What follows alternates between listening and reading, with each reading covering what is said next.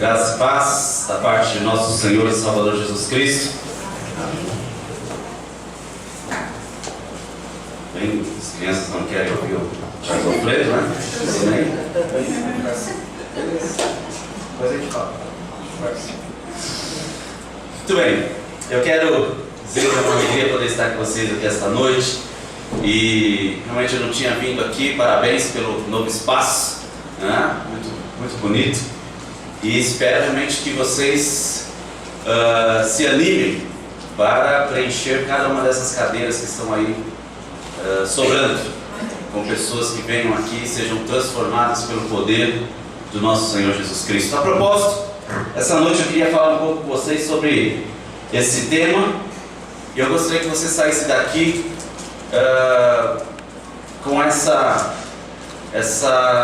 no mínimo, tentando entender e respondendo a isso. Qual é a minha participação, a sua participação na destruição do mundo?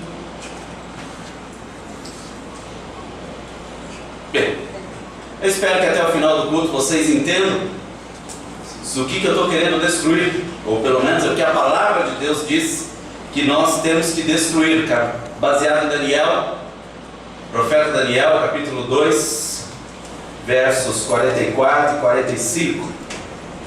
Abra sua Bíblia, Daniel, capítulo 2, versos 44 e 45.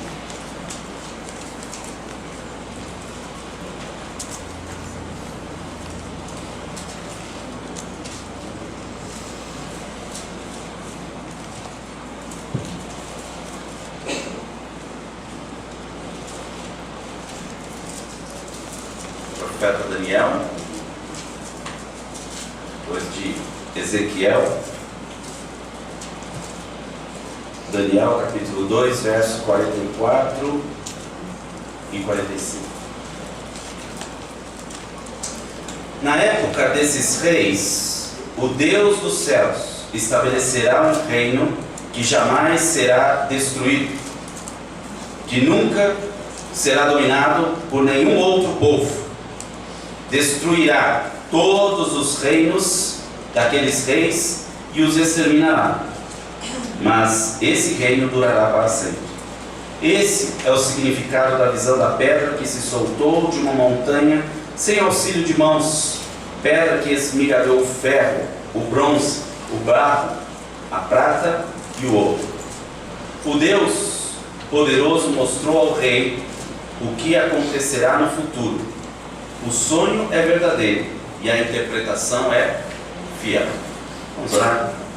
Senhor, a Tua palavra está posta diante de nós, e a nossa oração é que o Senhor, o Teu Espírito Santo, tenha liberdade para falar aos nossos corações e nos ajudar a mover para frente, para que possamos obedecê-la, colocá-la em nosso coração e, acima de tudo, Pai, honrar o Senhor através das nossas vidas. Em nome de Jesus. Amém. Minha participação na destruição do mundo pode parecer um paradoxo quando pensamos no contexto de igreja. Falar de destruição no nosso contexto eclesiástico, onde normalmente nós ouvimos sobre amor, né, e restauração. Normalmente essa é a mensagem que temos ouvido, que nós somos pessoas que devemos levar amor, restauração às vidas. Mas eu quero que a gente entenda um pouco o contexto desse texto que nós lemos aqui, para podermos entender de que destruição estou me referindo.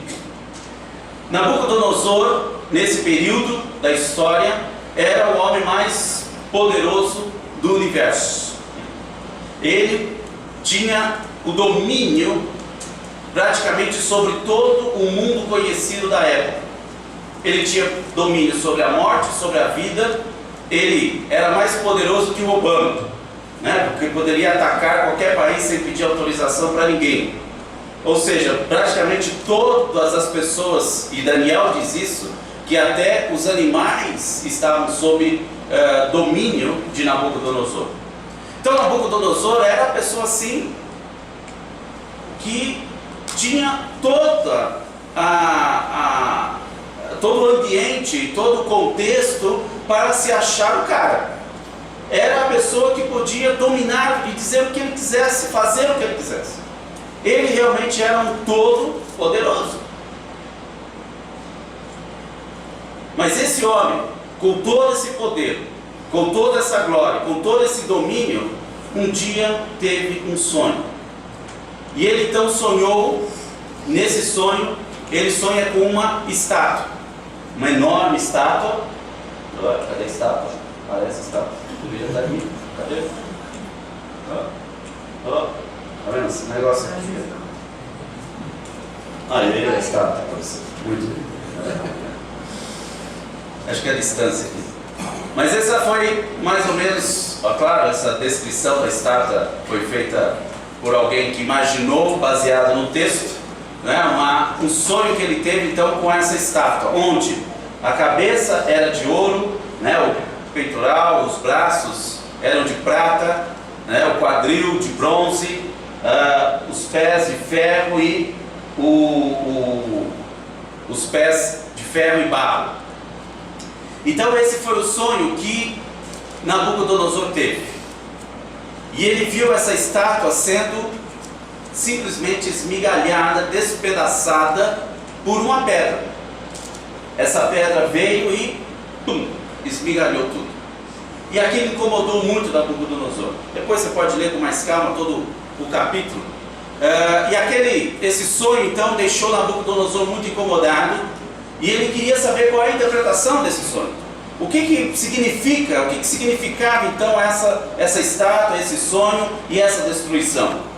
Obviamente ele buscou os sábios entendidos do seu país, mas não encontrou ninguém que pudesse dizê-lo, até que então Daniel, o judeu que havia sido exilado da Palestina para viver na Babilônia, junto com seus colegas, ele soube disso e disse ao chefe da guarda, disse: diga ao rei que nós vamos lá falar, interpretar esse sonho.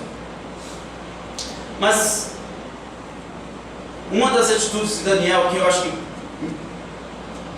trazem assim uma admiração muito grande é que quando Daniel está diante do rei, ali no capítulo 2, verso 26, ele está ali diante do rei. O rei já havia mandado matar todos os sábios entendidos, porque ninguém havia revelado o sonho. E ali diante daquele rei todo-poderoso, Daniel então é inquirido por aquele rei e diz assim: você é capaz de contar-me o que vi no meu sonho e interpretá-lo? Claro que Daniel já sabia a resposta. Daniel já sabia o que significava. Deus já havia revelado a ele. Mas lembre-se, Nabucodonosor, se ele olhasse, se ele sentisse alguma coisa diferente, ele mandava matar. Para ele, as pessoas não tinham valor. Então Daniel, diante daquele homem poderosíssimo, poderia, tremendo de medo, dizer: sim, Senhor. Mas a primeira coisa que Daniel diz para aquele homem todo-poderoso é: nenhum sábio, encantador, mago ou adivinho é capaz de revelar ao rei o mistério sobre o qual ele perguntou. Mas existe um Deus nos céus que revela os mistérios. Ou seja, Daniel, diante daquela situação, diante daquele rei todo-poderoso, não negou e não deixou a oportunidade de exaltar o nome do Deus a quem ele servia. Ainda que esse Deus não significasse absolutamente nada para Nabucodonosor até então. Afinal de contas, ele era Deus. Ele era o Todo-Poderoso. Mas esse contexto, então, esse sonho foi revelado a Nabucodonosor. E nesses versículos que nós lemos, é a conclusão, então, do significado daquele sonho. Onde Daniel diz ao rei Nabucodonosor: a estátua significa reinos. Reinos que um será dominado pelo outro, um até mais fraco que o outro, mas o reino todo-poderoso, o Senhor que é a cabeça de ouro, esse seu reino vai ser destruído, vai ser conquistado por um outro reino, que por sua vez será conquistado por um outro reino, que por sua vez será conquistado por um outro reino, até que virá um reino que destruirá a todos. Uma pedra vai ser lançada, uma pedra que se soltou de uma montanha, sem auxílio de mãos, e essa pedra veio e destruiu todos os reinos. Mas vamos pensar um pouco em termos de reino. Para nós, né, que vivemos no Brasil, que somos muito miscigenados, fica complicado para nós muitas vezes nos identificarmos, né? Assim, qual é a cara do brasileiro? Difícil para nós. Mas cada reino é formado por pessoas que formam um povo que tem as suas características. Para países na África, até mesmo na Europa, é muito fácil para eles identificar a origem de determinadas pessoas apenas pelo olhar. Há uns anos eu fui a Bangladesh, e quando entrei numa loja em Bangladesh, para uma loja de sapatos, e o vendedor veio para mim, sim, sem pestanejar, e começou a falar em bengala comigo, achando que eu era de lá, achando que eu era de Bangladesh. E aí eu disse para ele assim: você está pensando que eu sou daqui, né? Aí ele: mas não é? Não. E eu falei: não, eu sou brasileiro. Aí ele: brasileiro? Aí chamou o gerente e falou: oi, brasileiro, brasileiro. Aí pronto, parou a loja. O gerente largou o cliente que estava atendendo para vir me atender, né? Porque ele: não, brasileiro, são apaixonados por brasileiros, né? Então nós somos muito parecidos com os povos. Agora, um povo, ele tem uma identidade. Um povo, ele tem uma característica. Um povo, ele é reconhecido, né, por seus comportamentos, por sua cultura. Ele possui uma identidade. Então, determinados povos é fácil você identificar por conta da sua característica física ou por sua identidade cultural. Quando Daniel diz a Nabucodonosor: olha, haverá um reino que será colocado aqui na terra, esse reino que jamais será destruído, o Deus dos céus estabelecerá esse reino. Ou seja, Daniel está dizendo a Nabucodonosor: todos esses reinos que existem hoje e que existirão no futuro, porque ele está falando de futuro, serão eliminados, serão destruídos. E haverá um reino que possuirá uma característica, possuirá uma identidade, e esse reino, que será estabelecido por Deus, não será mais destruído.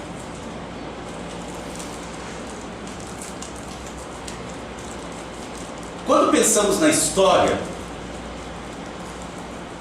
quando pensamos, por exemplo, em alguns acontecimentos de hoje, coisas que acontecem hoje no nosso país, determinados comportamentos, determinadas atitudes de parte da sociedade, muitas vezes nós vamos buscar o significado daquilo lá na história. Não é?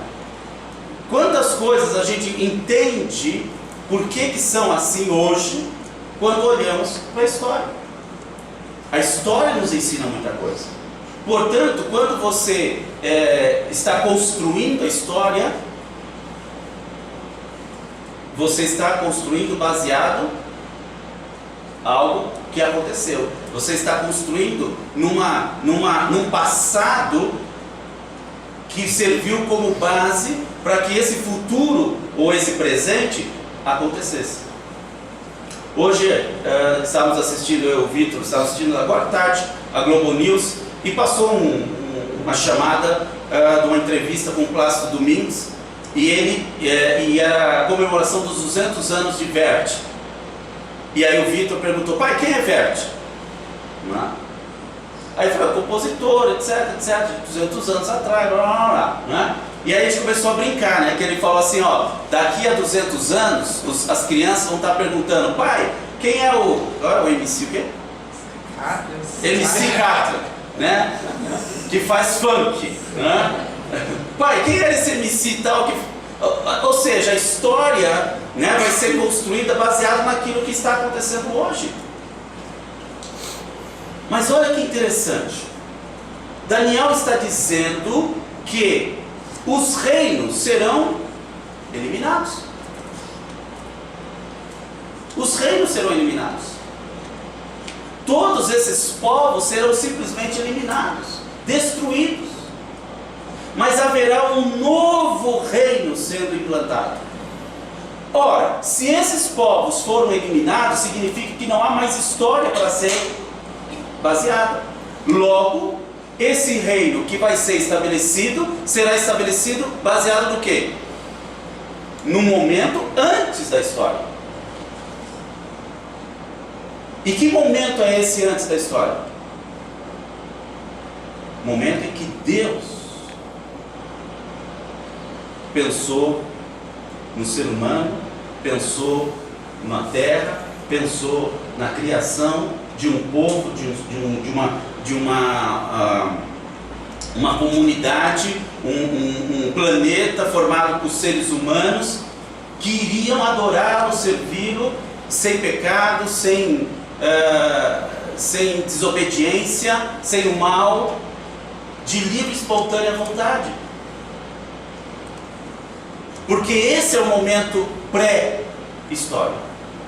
Esse é o momento pré-queda. Esse é o momento em que podemos basear a história deste novo reino que Deus quer estabelecer.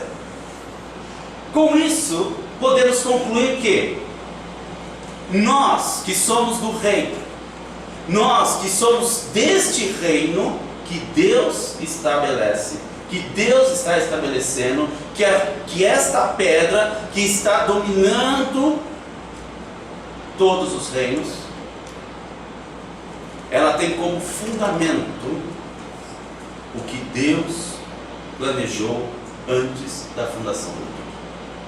Portanto, a identidade deste povo, a identidade deste reino está baseada naquele momento da história. Muito bem, mas o que identifica então um povo? Quais são então, qual é a identidade do povo do reino de Deus? Como é que nós podemos então identificar este povo, este reino que está sendo estabelecido? Você faz parte do reino de Deus ou do reino que está sendo destruído? Reino de Deus. Então, de Deus, ok. Então, se você faz parte do reino de Deus, se você faz parte deste reino que está destruindo os reinos deste mundo, porque é exatamente isso que nós estamos fazendo como reino de Deus, nós estamos num processo de destruição desse sistema que está sendo implantado neste mundo. Ainda que muitas vezes achamos que nós estamos perdendo a guerra, é ou não é? Quando olhamos os escândalos, quando olhamos a igreja brasileira muitas vezes do jeito que está, quando muitas vezes olhamos o comportamento de alguns cristãos, até mesmo dentro da nossa própria igreja, achamos que estamos perdendo o terreno. Mas Daniel diz a Nabucodonosor: o Deus dos céus estabelecerá um reino que jamais será destruído e que nunca será dominado por nenhum outro povo. eu faço parte desse reino, você faz parte desse reino. Portanto, nós temos que saber que o nosso papel como parte deste reino é ir conquistando cada vez mais espaço e destruindo os sistemas que estão aprisionando as pessoas deste mundo. Mas o que difere então este reino dos demais? Quando a gente vê lá em Atos, a igreja de Atos capítulo 2, ou dos primeiros capítulos ali de Atos, a chamada igreja primitiva, nós podemos identificar algumas características, uma identidade daquela igreja que eu acho que é muito pertinente para nós, e é a identidade do reino de Deus, porque foi isso que Jesus tinha acabado de ensinar para os seus discípulos, seus apóstolos, e eles então rapidamente reproduziram aquilo para os demais. E aquela igreja recém-nascida, recém-estabelecida, era a representação do reino de Deus naquele lugar, tinha essa identidade, essa característica que eu acho que nós também devemos tê-las. Primeira, era orientada pela comunhão dos santos. Havia comunhão. E comunhão é muito mais do que você olhar a nuca do seu irmão, como nós fazemos. Não é? A gente conhece a cabeça do irmão que está na frente. Mas muitas vezes é só isso que a gente sabe. Mal é mal, a gente sabe o nome das pessoas. Talvez vocês que estão numa comunidade pequena, poucas pessoas, têm muito mais facilidade, muito mais possibilidade de estreitar essa comunhão, a fim de que aqueles que forem chegando possam então participar desse processo de aprender a viver em comunidade. Irmãos, o sistema do mundo ensina que nós temos que ser individualistas. O sistema mostra que nós somos individualistas. Você já não conhece, não fala nem mais com o vizinho que mora na porta da frente do seu apartamento. E uma das coisas que mais nós ouvimos na nossa cultura é o seguinte: você não tem nada a ver com a minha vida. E tem filhos dizendo isso para os pais, porque é muito forte isso. Mas vem um reino que vem destruir essas coisas. Um reino que diz: olha, nós somos povo de Deus, nós somos irmãos e temos de viver em comunhão. E comunhão significa conhecer uns aos outros, não só o seu lado bonito, o seu lado maquiado, a roupa arrumadinha. Não, é conhecer quem você realmente é, as suas dificuldades, as suas fraquezas. Porque ninguém é perfeito. Todos nós temos nossas dificuldades, e que muitas vezes é difícil admiti-las. É difícil nós abrirmos o coração, porque nós deixamos que o sistema deste reino que está lá fora influencie o nosso comportamento dentro do reino que está sendo estabelecido por Deus. Portanto, nós temos que destruir isso. Nós temos que sair destruindo isso. Uma segunda característica é esse reino, esse povo é identificado porque ele proclama o nome de Jesus Cristo. Porque Jesus Cristo é a pessoa mais importante para ele. Porque Jesus Cristo é o centro da nossa vida.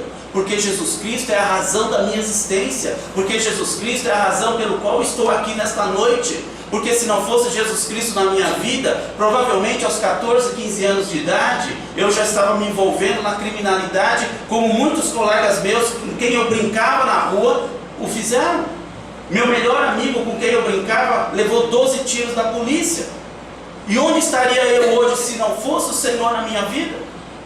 Portanto, o que eu posso fazer da minha vida se não proclamar Jesus Cristo onde quer que eu esteja? E assim como Daniel, que disse a Nabucodonosor: O Deus dos céus Todo-Poderoso vai revelar isso. Assim também no meu trabalho, na escola, onde quer que eu esteja, eu não posso e não devo ter vergonha do meu Jesus. Eu não posso ter medo, vergonha de proclamar Jesus Cristo com a minha vida, principalmente. Se houver oportunidade, você usa as suas palavras, mas principalmente com a sua vida. Ou você tem medo do seu chefe, ou você tem medo da sua professora, ou você tem medo dos seus colegas? De quem você tem medo? Se eles fazem parte de um sistema, de um mundo que será destruído, e você faz parte de um reino que jamais será destruído, por que você vai ter medo? Proclame Jesus Cristo. Isso é uma característica, uma identidade. Essa é outra característica. Sem fé é impossível agradar a Deus. Fé é a forma que nós podemos demonstrar a nossa confiança no Deus a quem nós servimos. Ou vamos acreditar no quê? Se eu faço parte do reino estabelecido por Deus, o Deus dos céus, o Deus que vai destruir todos os sistemas, o Deus que vai destruir todo este mundo, o Deus que vai colocar todos os reis ajoelhados diante dele, todos os presidentes das repúblicas, todos os ditadores, todos aqueles que se acham alguma coisa neste mundo, Fidel Castro, Obama, Bush, Saddam Hussein, não importa. Todos eles vão se curvar diante do Deus que é todo-poderoso, do qual nós fazemos parte. A nós Ele chama de filho. A nós vamos estar sentados do lado dele. Nós iremos julgar esse sistema. Se Ele disse que nós faremos isso, por que eu não posso viver então de fé em fé?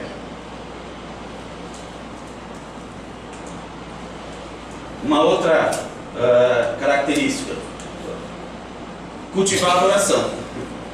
Se eu acredito nesse Deus, se eu tenho fé nesse Deus, eu vou cultivar a oração. E eu gosto muito de uma frase de Filipenses, eu sempre repito isso: oração é Deus chamando a nossa atenção. Oração é Deus chamando a nossa atenção. Porque tem tantas coisas neste mundo que chamam a nossa atenção. Muitas coisas. Quantas coisas durante a semana te atraem? Pode ser o seu trabalho, pode ser atividades que você tenha, pode ser programa de televisão, pode ser até um filho, uma filha, enfim, são tantas coisas. Muitas coisas concorrem com Deus. Mas quando oramos, Deus está tendo o tempo dele com você. Deus está falando: olha, filho, vem cá, dá um tempinho para mim, tá? Eu te amo tanto. Dá um tempinho aí, vem falar comigo, porque você corre para um lado, para o outro, passa por mim o tempo todo, mas eu falei para você, eu vou estar com você. E Ele está conosco todos os dias, porque Ele prometeu e Ele cumpre. Mas a gente corre para um lado, corre para o outro, vai para o trabalho, e estressa no trânsito, e vai e vem, busca o filho na escola, e chega em casa e faz comida, e não sei o que, e vai para a faculdade, e 24 horas se passam, e Deus ali tentando: olha aqui, olha um pouquinho, está me vendo? E não me viu, passou.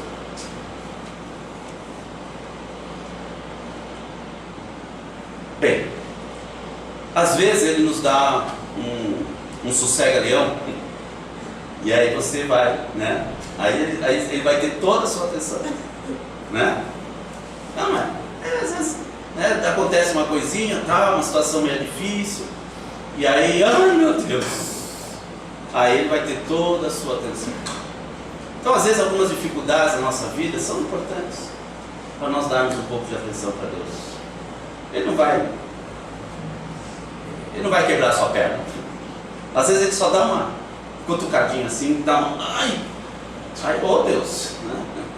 E aí você vai falar com Deus, porque Ele quer a sua atenção. E cultiva essa vida de oração, né? Nós somos essa comunidade. Amava e seguia a palavra de Deus. A palavra de Deus. Respirar a palavra de Deus. Conhecer a palavra de Deus. Aproveitar toda e qualquer oportunidade para aprender a palavra de Deus. Como é que vamos cultivar uma vida de fé, uma vida de oração sem a palavra de Deus? Não dá. Precisamos disso. Precisamos também servir com amor aos necessitados. Somos chamados a servir. Essa é uma característica dessas pessoas do reino. Somos também chamados a pastorear o povo. O povo está perdido.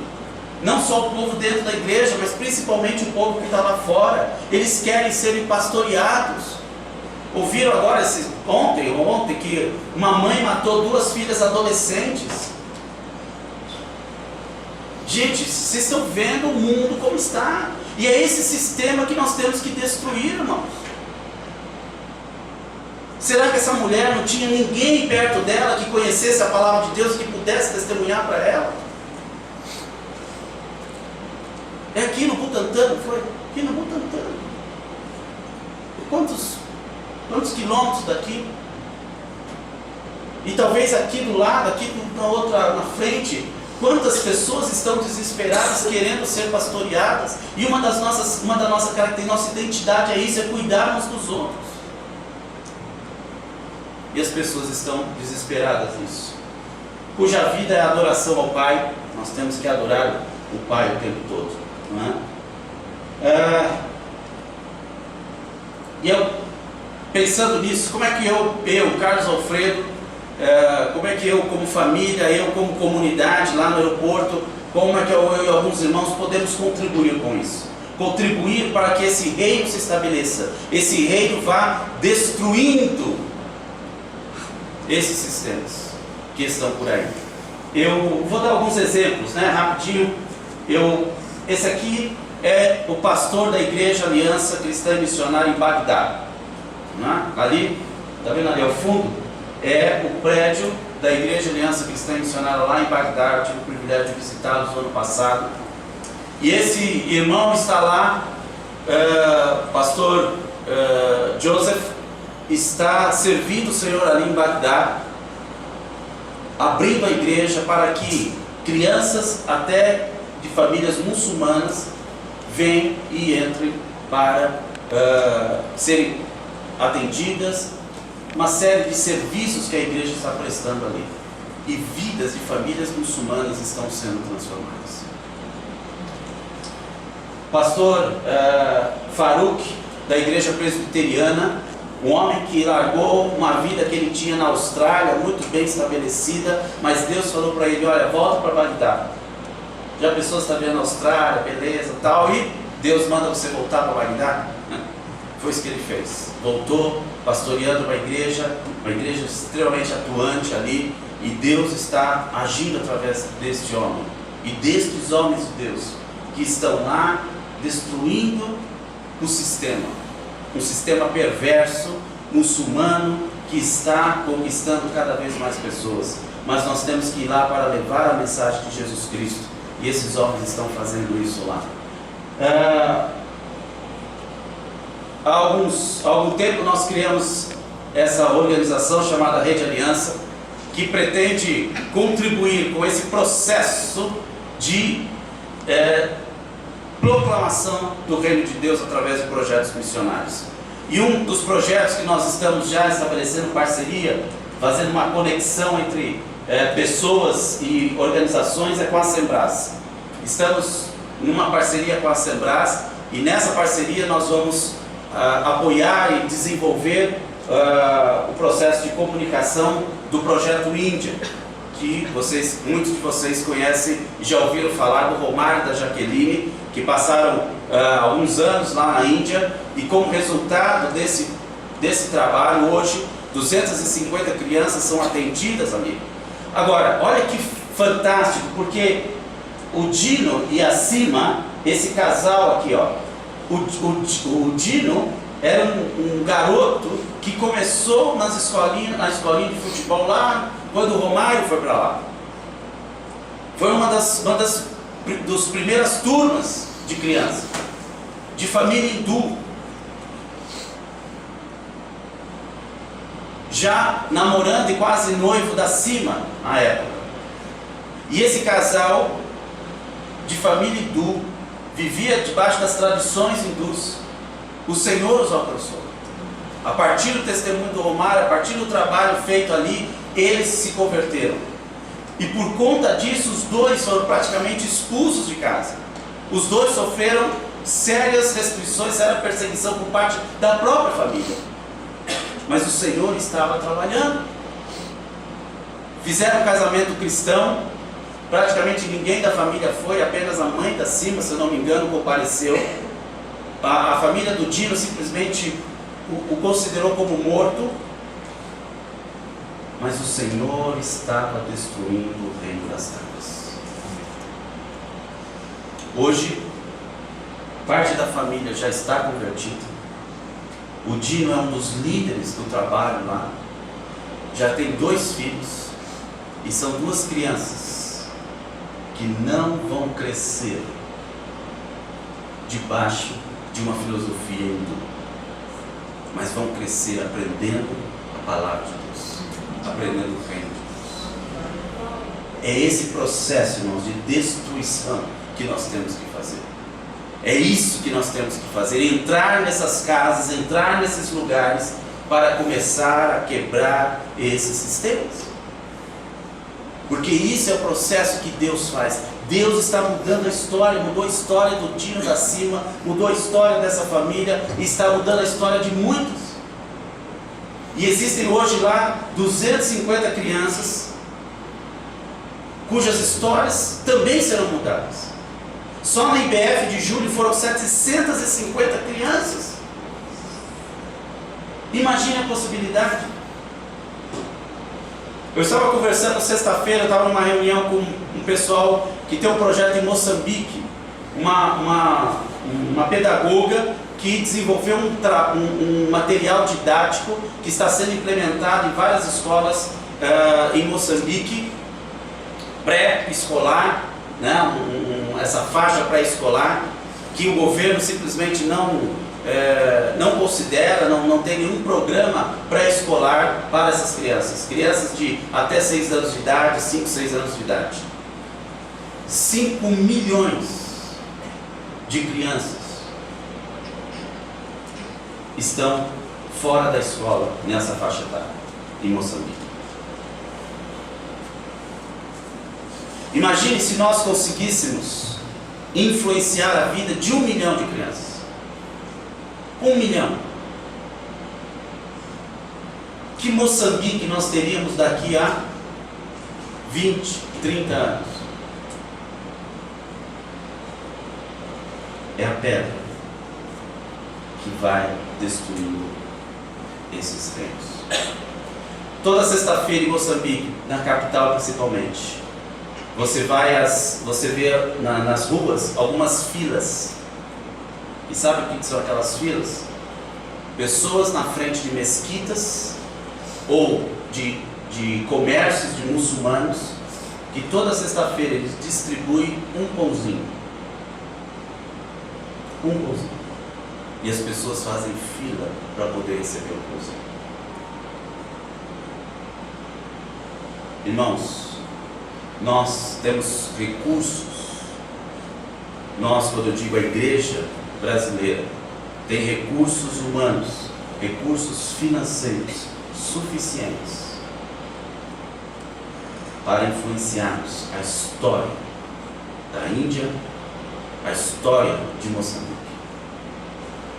Quantos Dinos e Cimas existem por aí? Está aqui, ó. Não é impossível isso. Não é impossível. Nós fizemos isso. Nós, como aliança. Nós, como igreja aliança. Está lá. O Dino e a Cima hoje conhecem a Cristo, porque nós mandamos os nossos missionários para lá. Temos oportunidade disso. O reino de Deus vai ser estabelecido. O reino de Deus vai ser, vai destruir os sistemas. A velocidade com que ele vai fazer isso, a velocidade com que esses sistemas serão destruídos, dependerá muito mais de nós do que de Deus. Porque Deus estabeleceu a igreja para avançar o seu reino. Nós somos responsáveis por isso. Qual vai ser a nossa participação? Qual vai ser a sua participação nesse processo? Está aqui, ó. Quase não coube na foto. Essa foto foi tirada pelo Lauro, da Igreja do Paraíso, em visita lá com a Kira. Está aqui.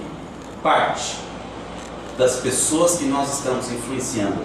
E por detrás de cada uma dessas crianças existem famílias. 3 igrejas já foram plantadas. Irmãos, há 7 anos não existiam essas igrejas. Hoje elas existem. Há 7 anos, muitas dessas crianças, algumas delas poderiam até hoje estar mortas. Mas hoje estão ali, sendo influenciadas por pessoas que fazem parte do reino. Os líderes, há alguns anos, nem sabiam quem era Jesus. Conheciam deuses hindus, mas hoje conhecem o Deus dos deuses, o Senhor dos senhores. O reino de Deus está crescendo. O reino de Deus está se estabelecendo. E nós fazemos parte disso. Você faz parte disso. Qual é a sua participação? Claro, você talvez não vá lá. Você não vai lá. Mas alguma coisa você vai poder fazer. Eu também não vou. Provavelmente eu nunca vá morar na Índia. É horrível lá. Nossa, fiquei uma semana lá, não aguentei. Tá louco. É horrível, realmente é horrível. Deus chama mesmo os capacitados. Equipa capacita aqueles que ele vai enviar. Romar e Jaqueline são talhados para isso. Mas eu posso fazer a minha parte e contribuir com esse processo. Porque não é um trabalho só deles lá, é um trabalho nosso aqui também. E nesse processo todo de plantação do reino de Deus na terra. Vá para casa pensando que a missão é vista como um movimento de Deus para o mundo. A igreja é vista como um instrumento para essa missão. A igreja existe porque existe missão e não o contrário.